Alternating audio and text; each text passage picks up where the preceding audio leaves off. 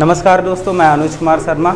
आज आपके लिए एक बहुत ही इंटरेस्टिंग मैथ का टीएलएम लेके आया हूँ। इसका नाम है निपुण तराजू और ये कक्षा 1 के बच्चों के लिए जो निपुण लक्ष्य निर्धारित हैं कि एक अंकीय संख्याओं का जोड़ना और घटाना उनको आना चाहिए। तो इस निपुण तराजू की सहायता से हम बच्चों को बहुत ही आसानी से जोड़ना और घटाना सिखा सकते हैं।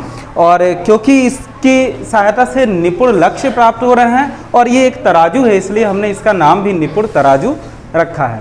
तो इसको कैसे हमें यूज़ करना है क्लास में, पूरा अच्छे से समझने के लिए वीडियो के साथ अंत तक बने रहिएगा। तो आइए वीडियो को शुरू करते हैं। एक ये तराजू तो आपको दिख रहा होगा कि एक स्टैंड है, उसमें हमने लंबी सी रॉड को लगा रखा है, जिसमें हमने कुछ एक साइड में 20 हुक्स दे रखे हैं, दूसरी साइड में भी 20 हुक्स दे रखे हैं।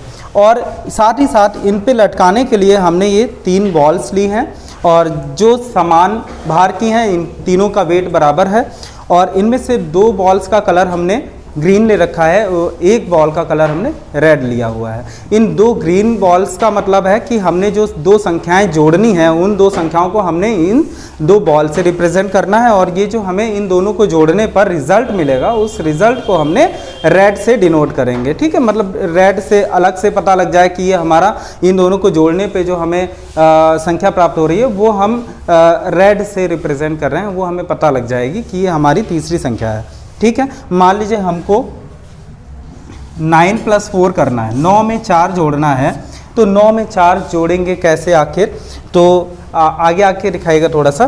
तो 9 पहली संख्या है 9, तो हम यहाँ 9 देखेंगे कि इस साइड में इस पे 9 कहाँ लिखा हुआ है, तो 9 यहाँ पे लिखा हुआ है। एक बॉल को हम 9 पे लटका देंगे। दूसरा नंबर है हमारा 4, तो दूसरी बॉल को हमने 4 पे हैंग कर दिया है। अभी देखिएगा ये इस साइड को झुक गया है, तो हमें बच्चे को बताना है कि अब जो साइड ऊंची साइड है, जिस साइड में वेट कम है, उस साइड में हमें इस तीसरी बॉल को हैंग करना है। और इसको हैंग ऐसे करना है कि ये फिर से संतुलन की स्थिति में आ जाए, मतलब बराबर हो जाए ये फिर से।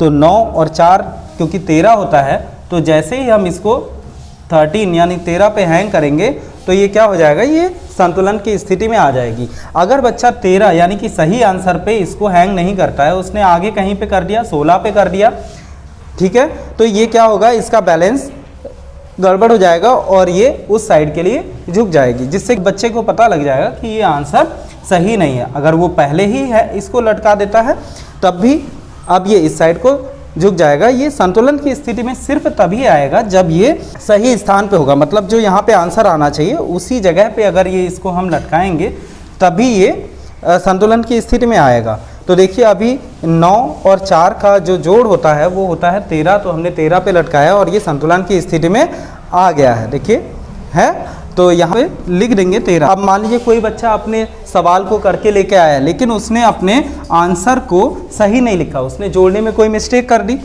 और यहाँ पे लिख दिया है उसने 11। ठीक है, उसने ये गलत जोड़ा है। अब वो इस निपुण तराजू से अपने आंसर को चेक करना चाहता है, तो वो कैसे चेक करेगा कि उसने इन दोनों नंबर्स को तो उनकी सही पोजीशन पे लगा दिया, लेकिन वो क्या करेगा, अपने आंसर वाली जगह पे इसको लटकाएगा। अब आंसर वाली जगह पे जैसे ही लटकाएगा तो क्या होगा, ये एक साइड को झुक जाएगा और झुकने की वजह से उसको पता लग जाएगा कि अभी ये हमारा तराजू बैलेंस नहीं हुआ है और वो इस बॉल को थोड़ा सा आगे बढ़ाएगा। लेकिन अब भी ये इस साइड झुका हुआ है, थोड़ा और आगे बढ़ाएगा और उसको जब वो सही पोजीशन पे लगा देगा, मतलब कि जब बैलेंस हो जाएगा तो उसे पता लग जाएगा कि हाँ इस बॉल की सही पोजीशन ये है और ये हमारा सही आंसर 11 ना होके यानी 11 ना होके सही आंसर है 13। तो इस तरीके से बच्चा अपने सवाल के आंसर तक भी पहुंच सकता है और अगर उसने आंसर निकाल रखा है यानी कि जोड़ रखा है संख्याओं को, तो अपने आंसर को वो इससे चेक भी कर सकता है। तो अब जोड़ तो आपको समझ में आ गया होगा कि जोड़ के सवाल कैसे कराने हैं। अभी हम निपुण तराजू की सहायता से घटाव के सवाल आखिर कैसे कराएंगे वो भी देखते हैं। तरीका वही है कि घटाव के सवाल में ऊपर नीचे 2 अंक लिखे हुए होंगे और उन्हें इस संख्या में से इसको घटाना है, तो रिजल्ट हमें जो मिलेगा वो ये रेड कलर की बॉल हमें बताएगी कि हाँ ये रिजल्ट है। जैसे कि अगर कोई सवाल दे दिया है 8 - 5, ये सवाल अगर हमें करना है तो इस सवाल को करने के लिए इस बॉल को हमें अगर 8 पे यहाँ पे लगाएंगे और दूसरी बॉल को कहाँ लगाना है, दूसरी बॉल को इधर 5 पे लगाएंगे, मतलब 5 पे यहाँ पे लटका देंगे। 8 में से 5 माइनस करने के लिए इन बॉल्स को दोनों 0 यानी मिड पॉइंट जो है इसका बीच का भाग है उसके दोनों अपोजिट साइड्स में ही लटकाने हैं। अब लटका दिया, अभी क्या करना है, ये हमारा रिजल्ट है, हमें रिजल्ट पे पहुंचना है। तो रिजल्ट पे पहुंचने के लिए इस बॉल को उस साइड हैंग करना है जिस साइड का हिस्सा ऊपर के लिए उठा हुआ है, जो हल्का है हिस्सा।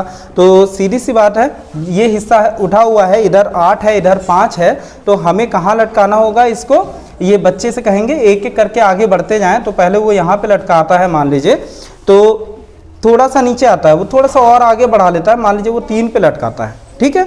अब ये 3 पे लटकाने के बाद में क्या होगा, ये देखिए इसका बैलेंस बराबर हो गया, मतलब दोनों साइड में क्या है, ये दोनों साइड में ये बराबर है। तो अभी 8 - 5, अब हमारा आंसर कौन सी बॉल रिप्रेजेंट कर रही है, हमारी रेड कलर की बॉल।